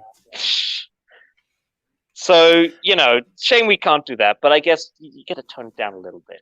Oh, it's nice that you guys are playing fair, but what's clear here is that barak-zon is really rewarding you for getting into combat. So with that in mind, I'm very curious to see how you're thinking about a very combat-focused KO, because you just don't see it on the table. So you got yourself your Skyport, as we've said, barak-zon. You got yourself the Endron Master with dirigible suit, with the Bearer of the Iron Star and the Hammer Speed Hammer. You got yourself the Aether-Khemist with the spell in the bottle, so that was very similar to the last list.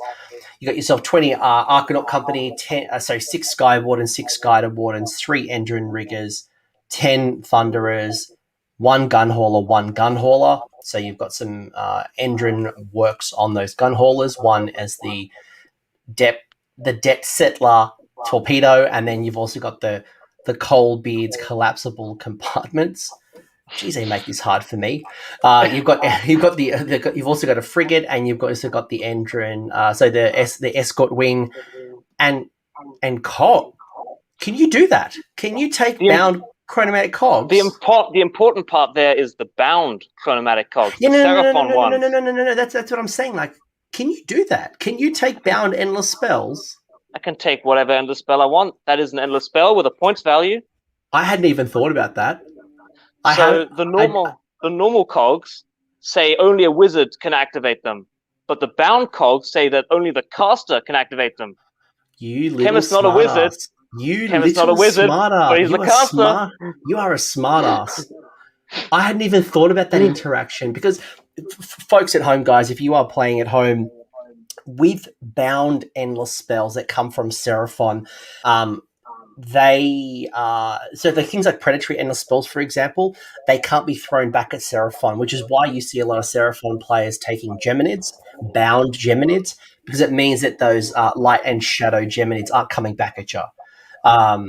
There are some things like the Balewind Vortex. It stops it from being unbound, so it's very, very cool. But I hadn't even thought about the bound chronomatic cogs. That gets around that. Yeah. That's how you get those cogs in that Kharadron Overlord army, giving everyone sweet bonuses to charge. So this is a list that came out of one of these Aethercast discussions. I can't take full credit for this. This was all of us. All right. So, and by the way, so shout out to the Aethercast. So if you are a Kharadron Overlords player, go check out Aethercast. It's on YouTube. They do a show every week. You guys do a show every week. Probably the best show you guys had was a few weeks ago, where you had some non-KO player talking about cities. So I really liked the show. I thought it was a really good one. Something about Tempest. You can take some KO. We got some no-name cities guy, and he talked. It was pretty good. Oh, hey, we're now. We're by the way, we're both now Warhammer community writers. So just don't call me nobody. But all right. So anyway, it was Coach. It was Coach. Coach came on our show. It was lovely having you. All right. Anyway, so let's go back to the list, right? So you've got your dirigible suit Endron Master, your Chemist, same roles. Are they playing the exact same roles, or how are they different compared to the Zilfin list? So in this one, your Endron Master is the general. So in this one, you need to have just you need to have the amount of Sky Wardens and Riggers. I'm building my list around them, so they need to be my battle line. The chemist is there for a spell in the bottle. That's all. Okay, so you're really taking the dirigible suit to unlock the Sky Wardens as battle line, or your engine riggers as well, and the spell in the bottle is coming from the chemist. That's what they bring into the table the most. Yeah, and like I said, the Endor Master with that artifact and with the command trait, he's a little Scud missile that'll pack a punch in combat.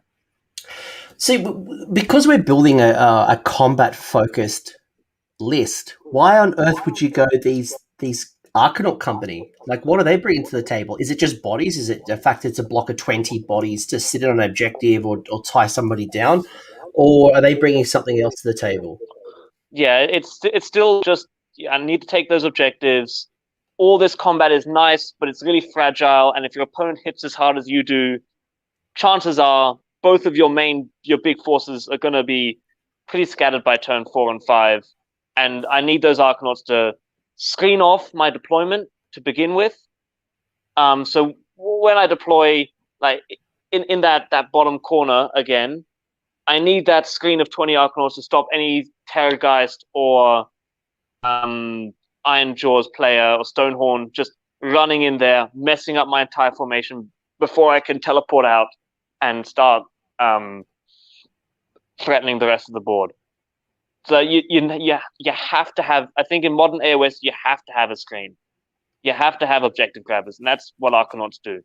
Well, as a Gargant player, I can confirm that you don't need a screen. No, you do. You especially if you're not going to be low drops. Like, I think that's the risk, right? If you can't be a 1 drop to 3 drops, you are at risk of an Iron Jaws, Iron Sun just charging in turn 1 and just wrecking your game plan. So, having 20 Arcanaut Company as well as 10 Thunderers can be a really good screen to protect those boats that now you're in range.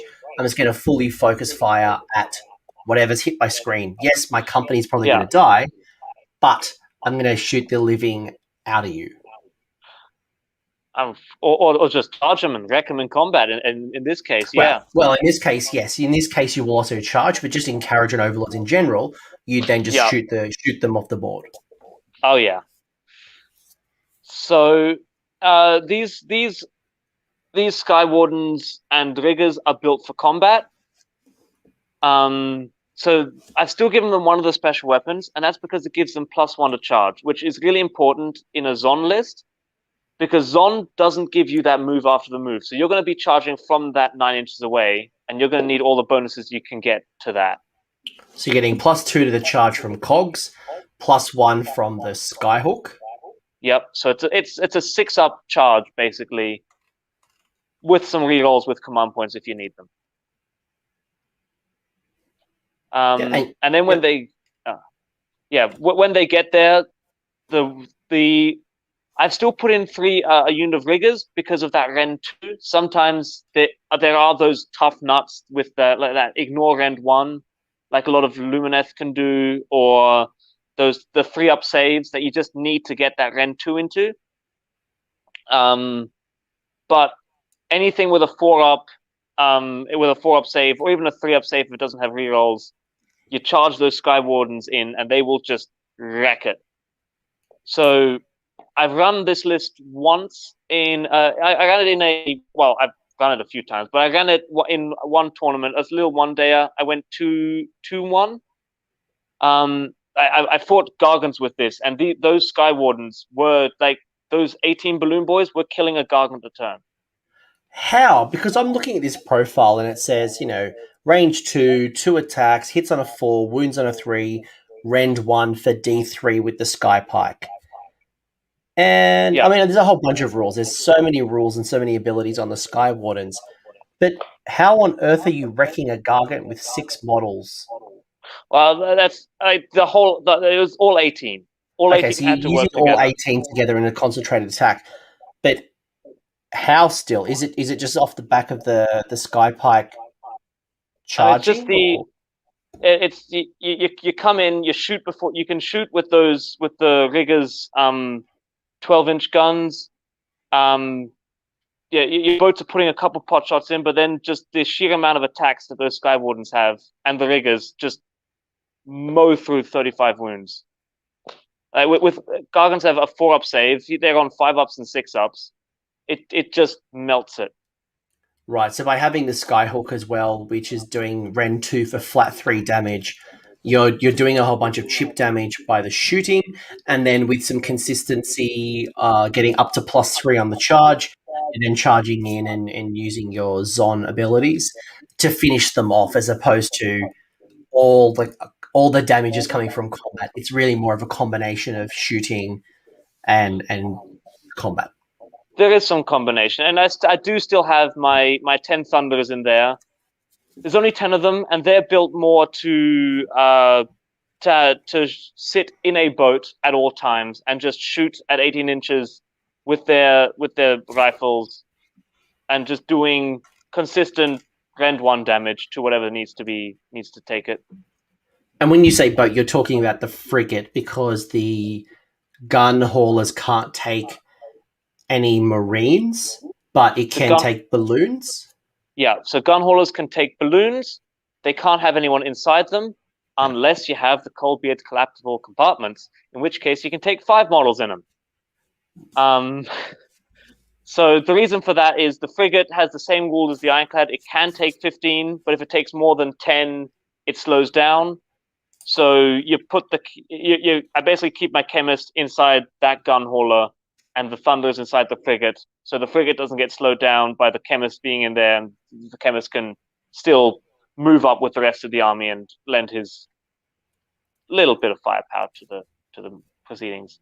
With the collapsible compartment, would that be potentially a good reason to bring in the Underworld's Warband, because that is only 5 models? It is 5 models, and unlike all other balloon boys, the balloon boy from the rigger from that Underworld's Warband is a marine and goes inside boats. Don't ask me how it works.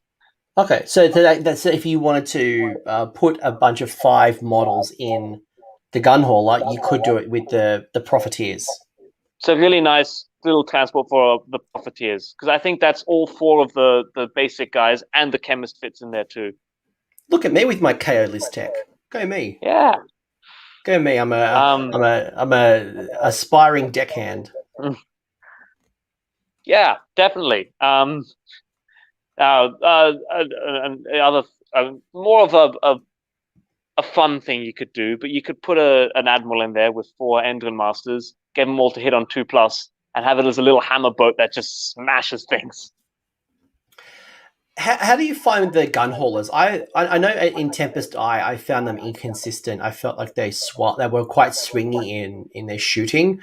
Are they more consistent in KO? And I don't know. Like when I look at this, like there's some interesting rules, and they're quite cheap. They're really cheap actually, and they've got some really good long threat ranges, and you can do some good damage with the Sky Cannon. Depending if you're shooting within 18 or shooting within 24. But how do you use your gun hauler?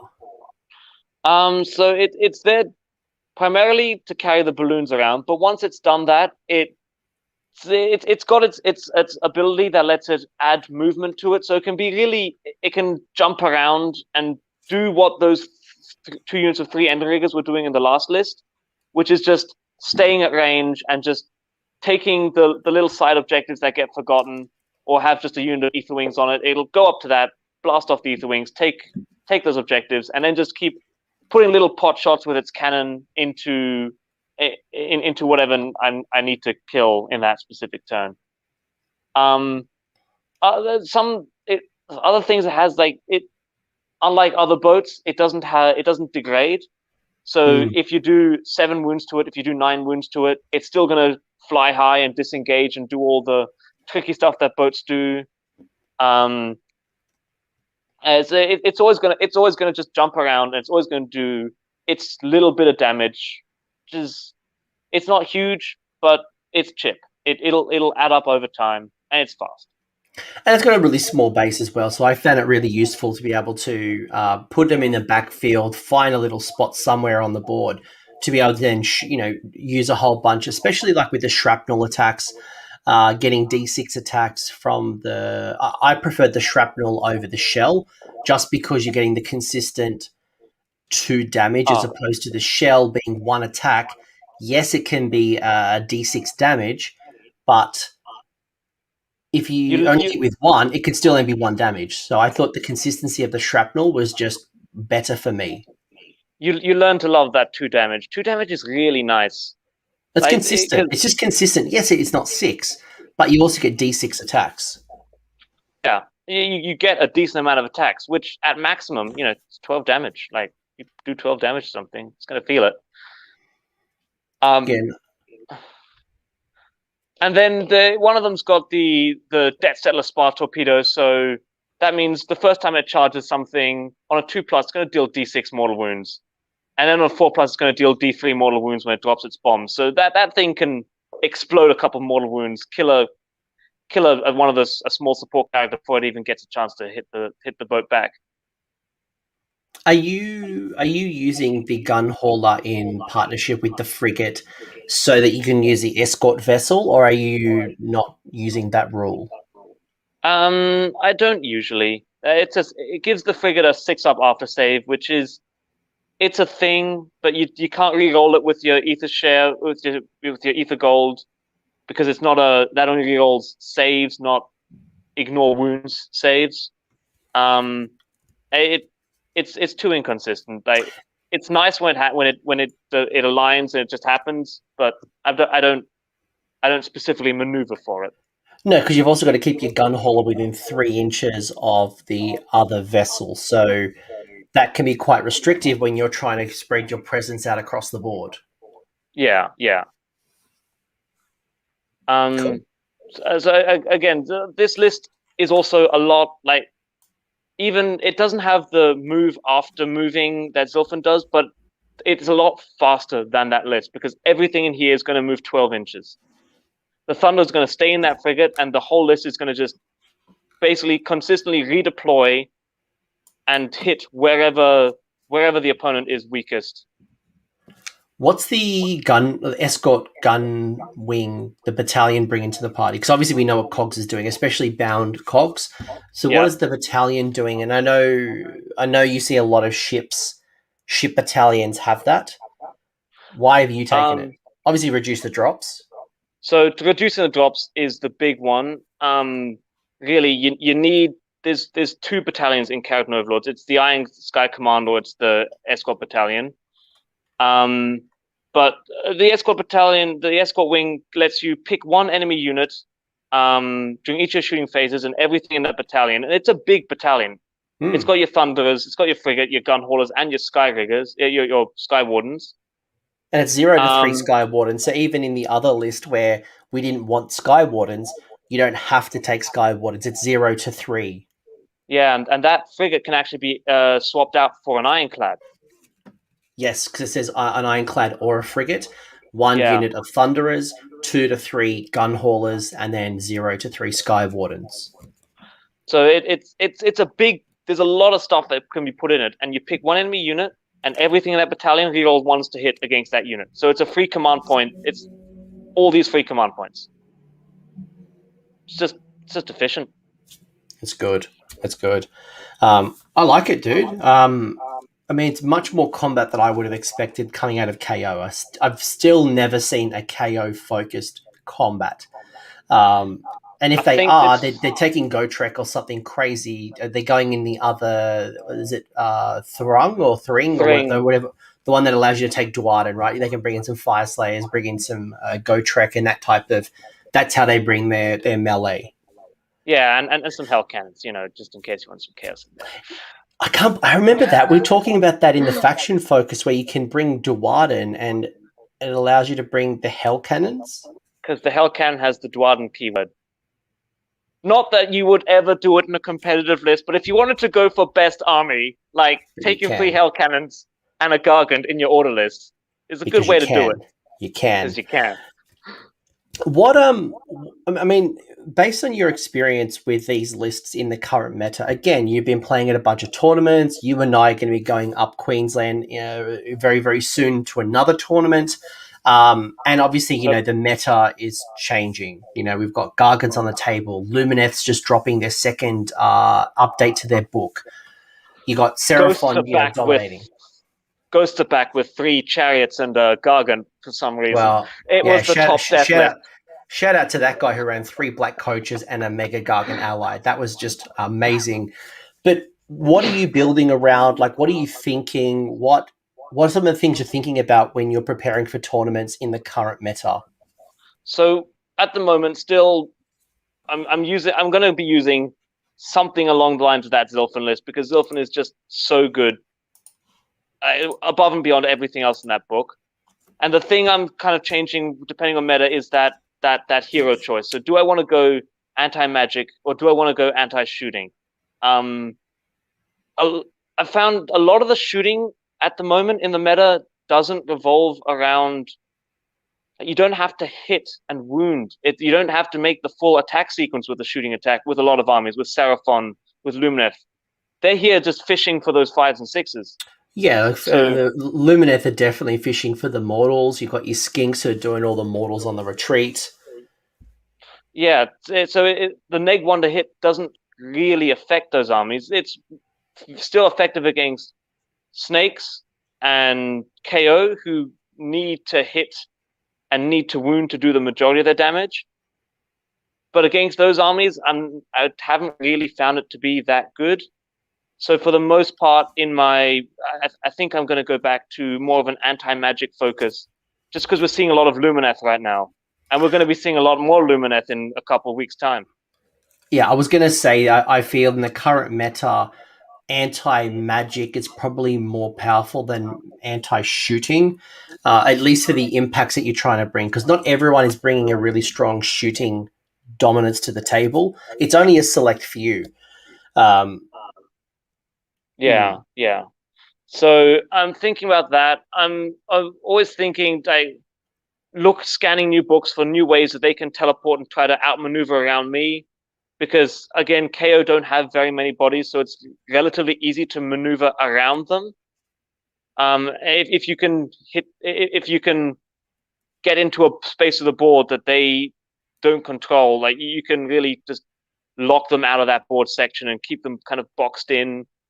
So I always keep a lookout for armies that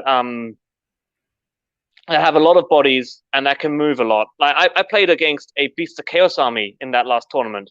I've never played against Beasts of Chaos, and he comes and he's like, so I've got these models, and they can come from all over the board. I'm like, oh god, that doesn't sound very good. And they can summon more from the side. If it's Gave Spawn, you can then bring models.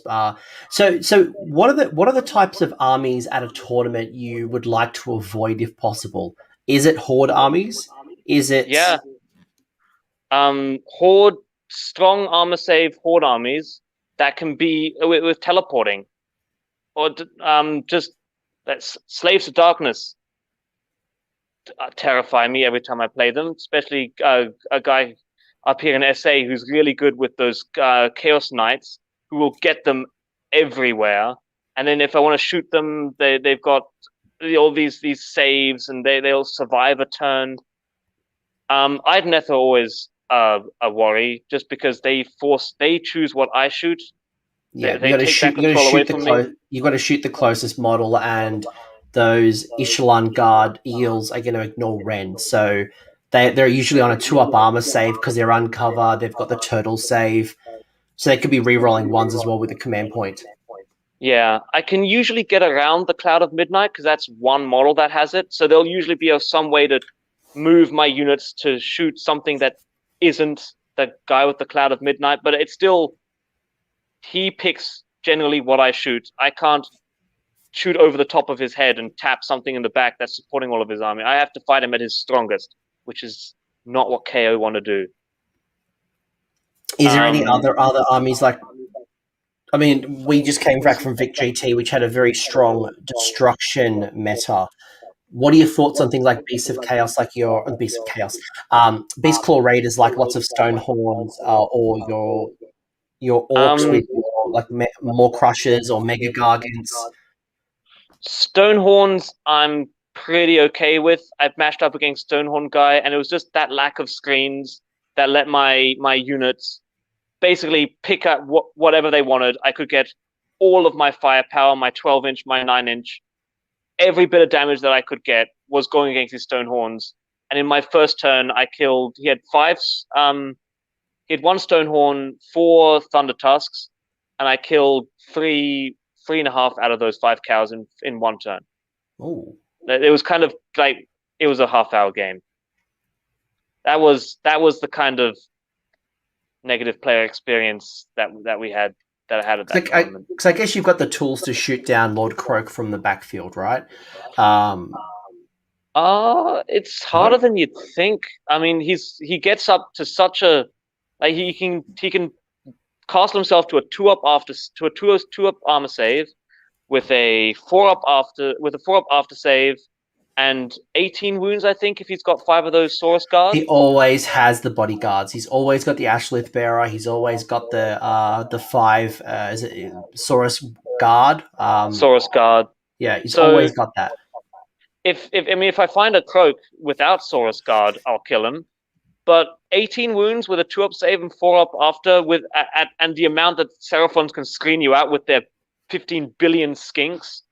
So again, a hard matchup because they will just flood all over the board, and I'll be kind of boxed in like very small corners that I can get to.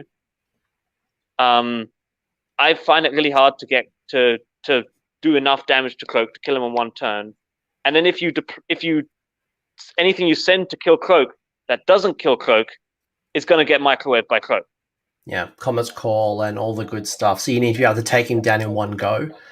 Because rerollable saves isn't going to do anything against mortal wounds.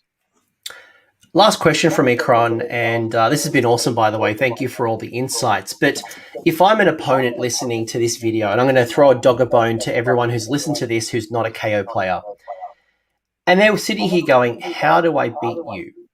How do I beat Kharadron Overlords? What advice would you give me, the non-Kharadron Overlords player? How do I beat you? Just remember your screens and remember your measurements. No, be aware of what of the amount of movement KO can do. Remember, know their threat ranges, which is 12 and 18, and screen appropriately for that. Screen for a 12-inch.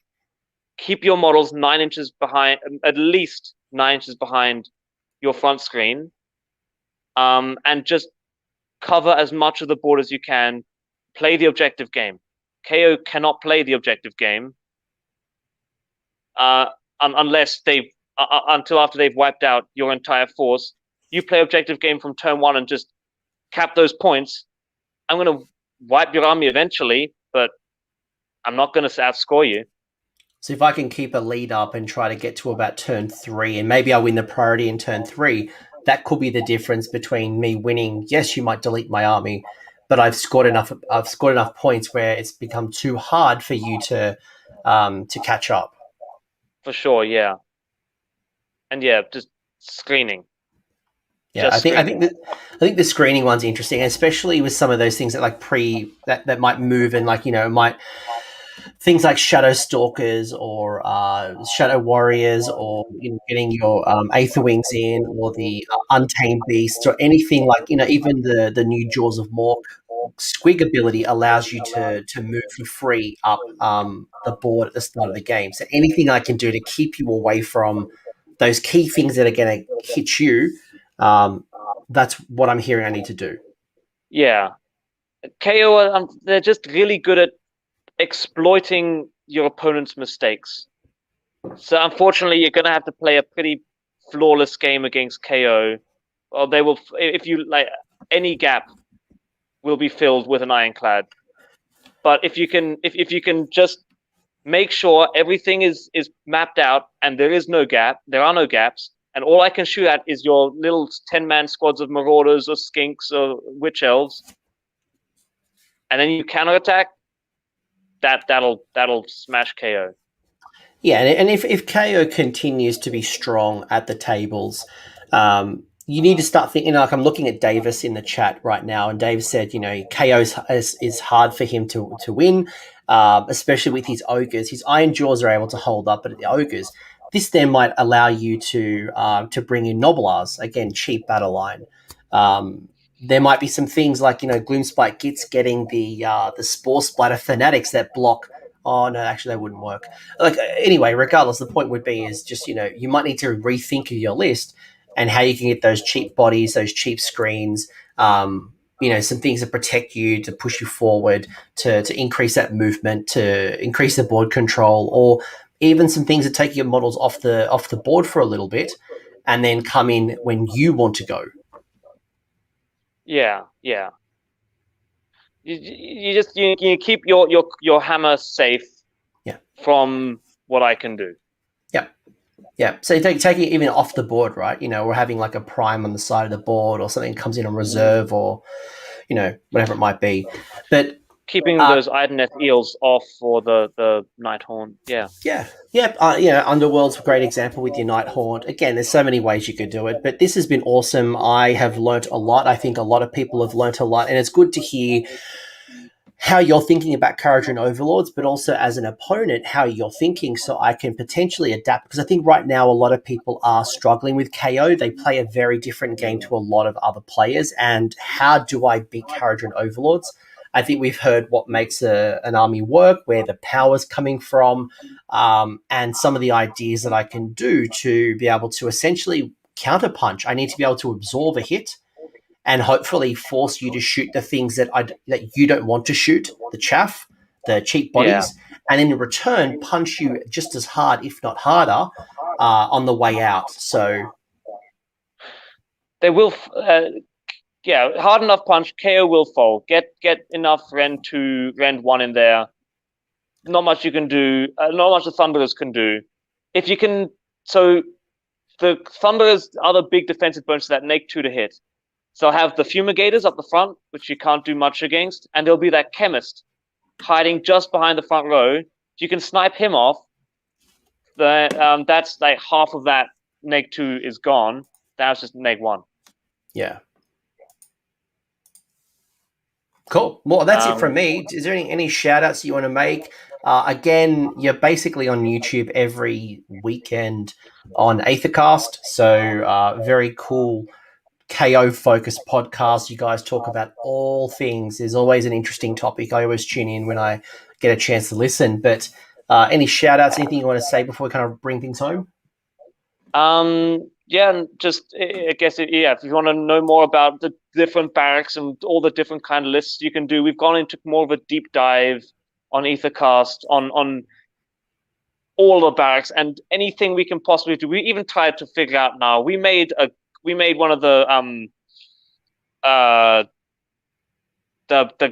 big Grand Admiral. He's terrible. We tried to find a way to fit him in. Have you found a way to bring Brock in? I love Brock and his wonderful top hat. That's what I'm talking about.